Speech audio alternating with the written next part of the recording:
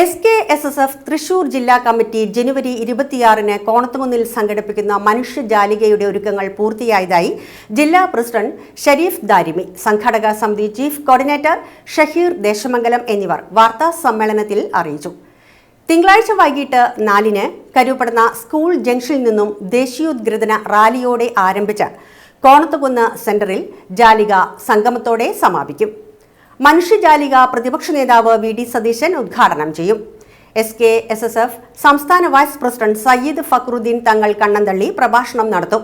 Karuppadanna school പരിസരത്തു നിന്നും ആരംഭിക്കുന്ന റാലി സമസ്ത ജില്ലാ working president Abubakar Faizy Chengamanad flag off ചെയ്യും.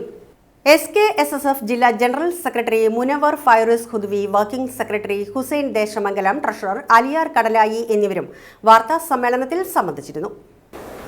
രാഷ്ട്രരക്ഷയ്ക്ക് സൗഹൃദത്തിൻ്റെ കരുതൽ എന്ന പ്രമേയത്തിൽ കഴിഞ്ഞ 19 വർഷത്തിലേറെയായി നടന്നുവരുന്ന മനുഷ്യജാലിക കേരളത്തിനകത്തും പുറത്തുമായി 60-ൽ ചില്ലാനം കേന്ദ്രങ്ങളിൽ മനുഷ്യജാലിക തീർക്കുകയാണ്. രാജ്യത്തിൻ്റെ മതേതരത്വം, അതുപോലെ തന്നെ വർഗീയതയ്ക്കെതിരെയുള്ള പ്രതിജ്ഞ എല്ലാം പുതുക്കിക്കൊണ്ട്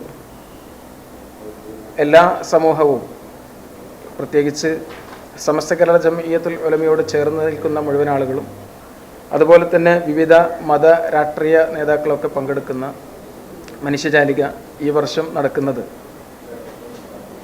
വെള്ളാങ്ങല്ലൂർ അടുത്ത കോണത്തുകുന്ന് എന്ന് പറയുന്ന സ്ഥലത്താണ്.